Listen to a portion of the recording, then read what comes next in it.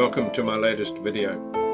This time I am giving my thoughts on a local issue, the Treaty of Waitangi. This is the treaty that began the establishment of the country that we now know as New Zealand. When the British learnt that the French had eyes on New Zealand and were considering their options to take control, thereby making New Zealand a French colony, the British decided to take action. This to get one over the French. Let's face it, they were not the best of friends in Queen Victoria's time. A second reason was that there were ructions with the settlers that already called New Zealand home and the local Maori population. Most of these settlers would have considered themselves as British. In addition, there were a number of British companies that wanted to arrange formal settlements in New Zealand. They were pressing the UK government to do something to formalise the situation here. Accordingly, Captain William Hobson was instructed to come up with a mechanism that would enable the British to take control. He was later to become the governor. The idea that he came up with was to arrange a treaty with the local Maori population. Remember, by 1840 there were a considerable number of immigrants, mainly from the UK, already in New Zealand, and the country, if you could call it that, was administered from Australia via New South Wales. In Governor Hobson we were very fortunate.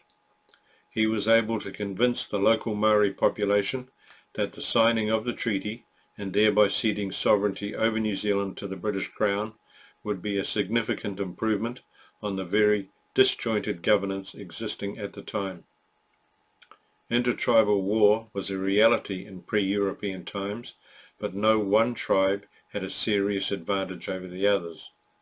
This changed with the introduction of the musket.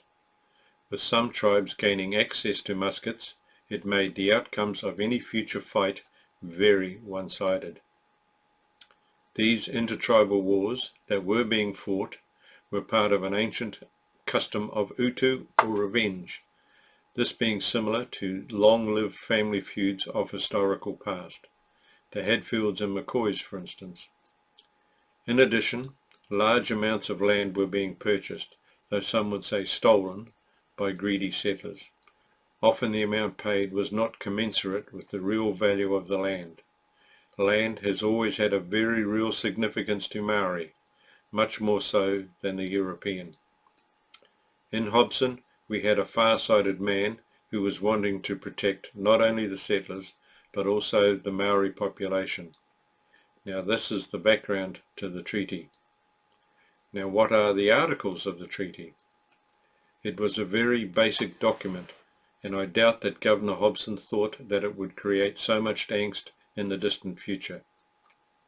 Under Article 1, the local Maori population ceded sovereignty to the British Crown, at the time Queen Victoria.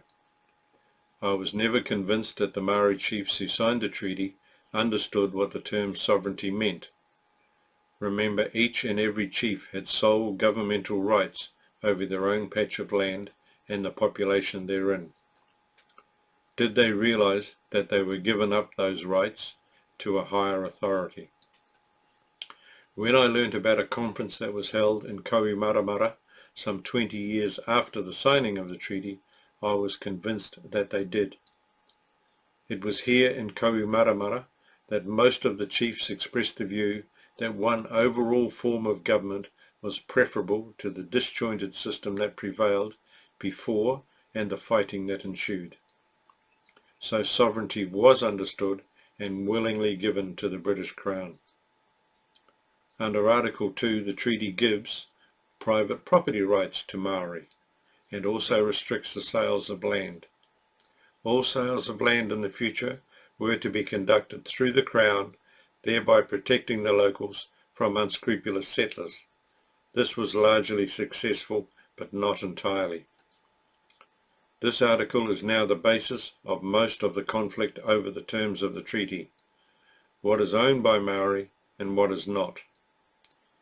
Under the third article of all the peoples of New Zealand, Maori and settler alike, were granted British citizenship, thereby all the rights, privileges, and by implication the obligations of having such citizenship. There was a recent court case in New Zealand in which the judgment recorded that the parties to the treaty were to act towards each other in the way partners act towards each other. I believe that this means that both parties were to act in good faith. However, this has been misinterpreted to say that there is a form of partnership between the Crown and Maori. Nothing could be further from the truth. But those with a vested interest have laid claim to the idea and pushed it for all it is worth. The Crown or the government cannot and would not grant some special privilege to any small section of its citizenry, particularly based on race.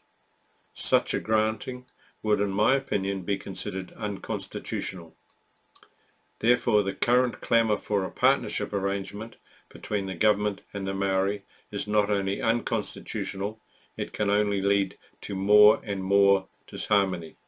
New Zealand must be governed on the basis that we are all equal, and not that some are more equal than others, as George Orwell would put it. Well, that is the end of this video. If you would like to comment, both positive and negative, feel free, as it is good to have a two-way conversation. Also, this will give me ideas for future commentary. Please like and share this video with your friends and family, and if you wish to subscribe to find out when I upload a new video, please use the appropriate buttons. Thanks for watching, and we will see you next time.